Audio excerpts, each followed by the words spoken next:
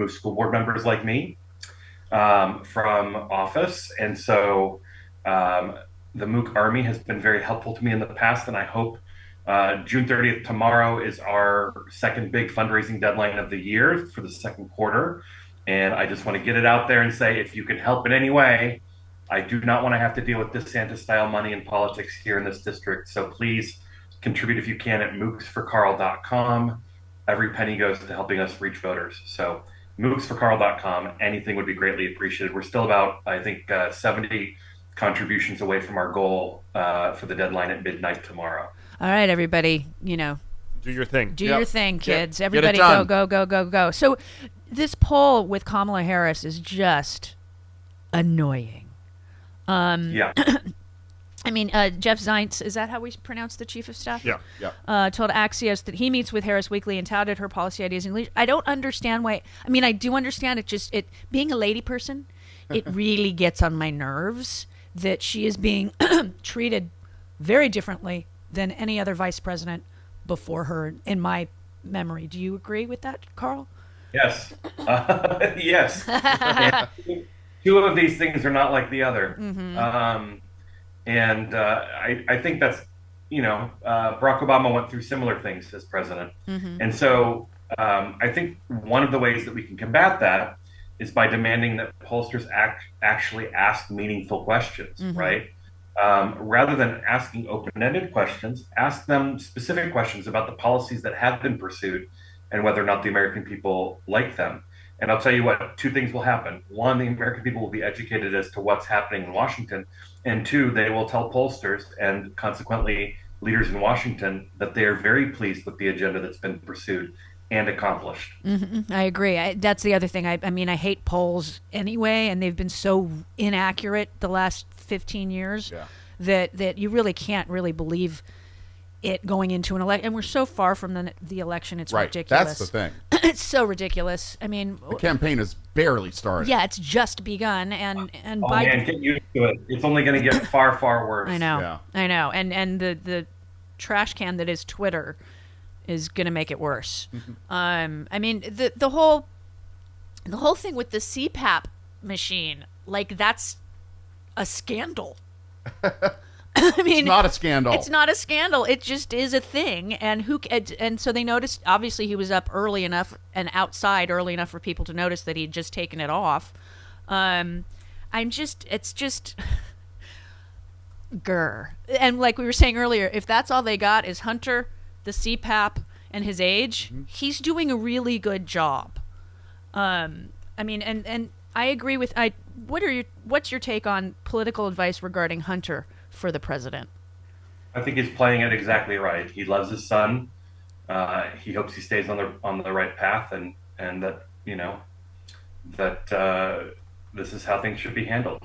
On the CPAP thing, I was very concerned that this would become a political wedge issue, because as someone who has used a CPAP for many, many, many years, you do not want me or Biden or somebody else not sleeping with the CPAP. I am not a happy camper when I don't have mine to sleep with. I mean, it helps you to sleep, and it gives you better energy because you're getting more oxygen into your body. Right. I would imagine. I mean, I know people besides you that use them, and luckily I don't have to. And what I heard this morning is there are millions of us walking around that need it and are not diagnosed properly. I mean, I can't tell you the difference in my life compared to pre and post.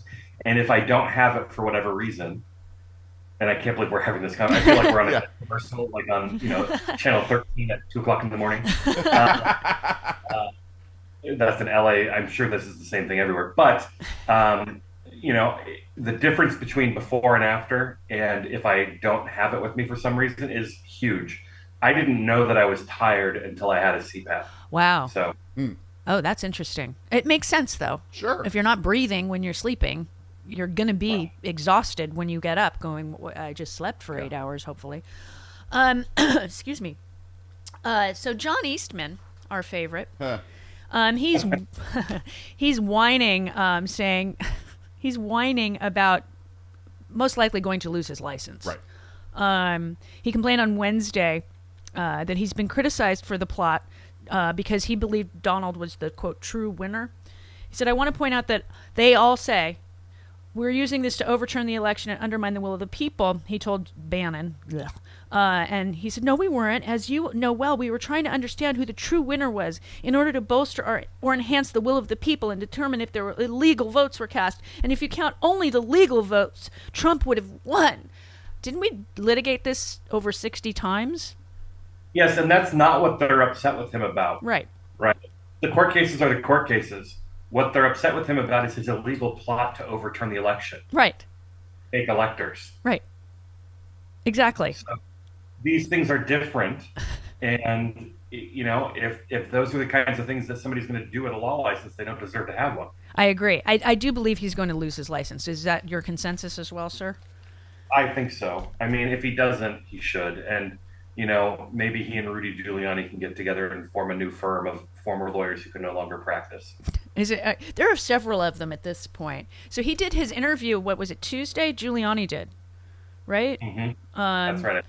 So the theory is he's looking for a deal to try to mitigate or get out of any legal issues he's in, because this is a proffer agreement, is what they're calling it, where it's voluntary and it's an understanding between the prosecutors and subjects of criminal investigations that they can go through a formal cooperation deal. So I think Rudy's about to go flippy floppy because he said he had all the receipts on Donald. What do you think? It'll be interesting. He didn't get the pardon he was hoping for, so right. It'll be interesting to see what he does. If you'd asked me 2 years ago if Rudy Giuliani would ever flip on Donald, I would have said you're crazy. But I would have said the same thing about Mark Meadows and other people. So, right. I think it's only a matter of time.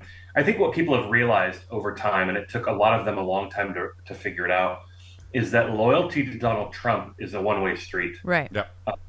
He only cares about himself. And so when they are loyal to him, despite the law breaking and lawlessness, it only serves him. He will never have their back. Yeah, and that's what boggles my mind, that after viewing this for these several years, that people will all of a sudden start working for him or start covering him. And it's like, did you not pay attention to all the other people he's barreled over? I mean, do you understand the mentality? Because of course. I mean, think of it like in Hollywood terms, right? Like, think of the former starlet. There's always going to be somebody to hang on to the coattails. Mm-hmm. Who never would have made the first cut, the second cut, the third cut, or the fourth cut. These are not people that, look at his lawyers. We're not talking about people who you would think, I want to hire them to do my work. Right. These people, they're the bottom of the barrel. Yeah.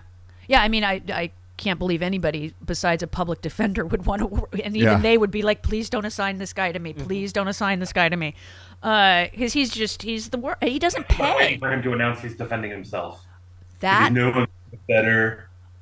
I would love that. And then we definitely have to televise all of the trials at that point if he's going to defend himself. Your lips to God's ears. We would certainly have example of a fool for a client. So yeah, and that's the other thing. He's the worst. Not only does he not pay his lawyers, doesn't take their advice. I mean, he keeps admitting to crimes on television. Mm-hmm. You've got to imagine how this stuff happens, right? Like, he talks to his lawyers, and they're like, whatever you do, don't say that you had the documents, that you showed them to people, that you bragged about it, and that you hid them from the FBI and the Justice Department. Don't do that. He's like, understood, I've got it, I'm the best at this. Then he goes on Newsmax. He's like, guys, guess what? I still have documents. They're being looked at right now by people from foreign governments. And I did hide them from the FBI. Yeah. I'm the best at this. Yeah, and with his little, They're in Ivana's grave. Yeah. Yeah, they're in Ivana's. Ivanka's not dead yet. Yes. Not yet. Her career might be, but we'll see. She's going to leave. I think she's going to leave Jared. Her social life in Manhattan is dead. Yes, very much so. Very They much got so. billions, so I think they're fine. Yeah. Yeah, they're doing fine. She can go anywhere right now, legally speaking. No, I mean, I really hope that he does decide to represent himself. How fun would that be? Oh. I mean, it would be amazing. And then he couldn't say, I had bad counsel, because you're. Well, I'm sure that there's some right-wing university that would give him an honorary Juris Doctorate. That's true. I'm sure. Well, didn't he get Man of the Decade in Liberty University. Yeah. Lordy? An honorary law degree from Liberty University. That seems worthwhile. That for Trump University. But it does come complimentary with a free pool boy. So Yeah, as you do. Giancarlo Granda. He's cute, Giancarlo. Yeah. Oh, yes, he is. He is very, very, very, very cute. So we have a new reporting that Susie Wiles was one of the aides on the recording, correct, Travis? Said, who y'all? What you do? No, that's Haba. Isn't that Haba? No, it's Haba? bless you. Oh, thank you. Sorry. Yeah, Susie Wiles, apparently, she's the individual singled out in the indictment as the PAC representative who Donald showed the classified map to in August or September of 21. And he keeps admitting to it, no matter what. First it's, I didn't do it, then it was planted, then I did it because I was allowed to, but I wasn't allowed to, and now it was bravado. It's the cognitive dissonance in his fans is what boggles my mind. Yeah, well, there was one interview, and I don't remember who he was talking to. It might have been Newsmax, because he complained about Fox, where he said, "What recording? That was a perfect recording. It was perfect." And then they're like, "Are there other recordings?" He's like, "I've never even seen a recording." I'm like, "You haven't seen a recording? That's interesting." Yeah, I mean, we've got the reporter who's, definitely concurring what he heard. Yeah. Because he was there, the guy that wrote the Mark Meadows book, the ghostwriter, Right. Robert Mackey. I mean, he's like, no, it's here. He recalls a 4-page report typed up by Mark Milley. It contained the general's own plan to attack Iran, deploying massive numbers of troops, something he urged Trump to do, apparently, which I doubt. It's crazy that, I mean, the whole thing is accurate. This made it into a book that's been out for well over a year now. Right. Yeah, it's It's like the DOJ had a time machine and they went back in time and there's planted also- evidence in a book that was published last year just to make Trump look bad. right. But there's also so much anecdotal evidence about behavior patterns here, right? Like, how many times have we heard reporters, when none of this was even known, Right. when he was still president, talking about showing the letters that he had with Kim Jong-un Right. to other people, to reporters and other people visiting the White House, or talking about showing, various documents at Mar-a-Lago. Right. And these things were all reported just as like Trump being a braggart, right? Right. And then you fast forward to the post-presidency, and now we know that this is part of his pattern of behavior. And not only was he called on it and asked for the documents back, but he hid them, he lied about it, and he's continuing to lie about it, even though anybody who knows him knows this is what happened. Well, yeah, I mean, the fact of the matter is that until these recordings came to light, the DOJ may not have brought the case against him because it was just rumored he did these sorts of things and they didn't have any tangible evidence. And now they not only have the recording, but they have people in the room that I'm sure have spoken to the grand jury, one of those 84 witnesses that hopefully Judge Cannon will not release their names, because that's scary to me. What are your thoughts on those names? I mean, I worry for their safety if they ever get released. Yeah, Obviously, Trump's lawyers are going to have access to that of course, information. they have to. So that's a concern, but that's part of the legal system. Exactly. They have to be able to prepare his defense, what little defense there is. But you can be sure that as soon as they feel that they're able, Trump is going to start saying things, and we'll start seeing leaks in the media. Yeah, and that's we have an idea of who the witnesses are because people are, parked outside of the grand jury room seeing people go in and out of the building, and we already kind of know who these a number of these 84 people are. But yeah, releasing names of people we've never heard of, like we expect Mark Meadows, we expect Right. Cassidy Hutchinson, we expect certain people to be called as witnesses in all of these. Well, Cassidy's a different thing, but in all of this stuff, we expect certain people to be called up because we know that they've already been talking. But it's the people that we've never heard of, to me, that are more at risk of being injured, harassed, and all of the things that can happen, like those 2 poll workers in Georgia. I mean, Well, because we never can predict what's going to happen, half of me expects some of these witnesses to be like, he wrote a handwritten note to me and put his fingerprints in ink on a classified document and gave it to me as a present when I signed up for my membership at Mar-a-Lago. I mean, that's the kind of lunacy that we're talking about here.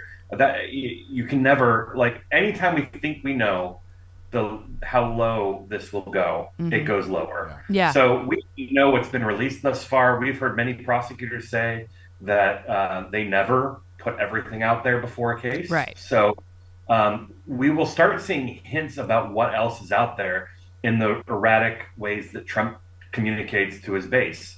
We've seen before where he started attacking certain individuals out of the blue, and then we found out why. Right. So I think that's what we're going to expect all summer. Yeah, I fear for these people that are doing the right thing, and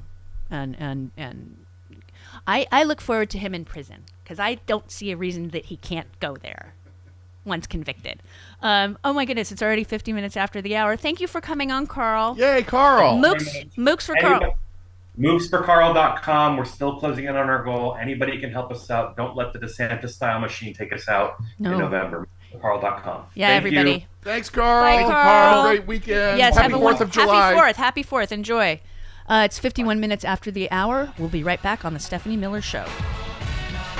Welcome to the Party Barn. May we take your order? It's the Stephanie Miller Show.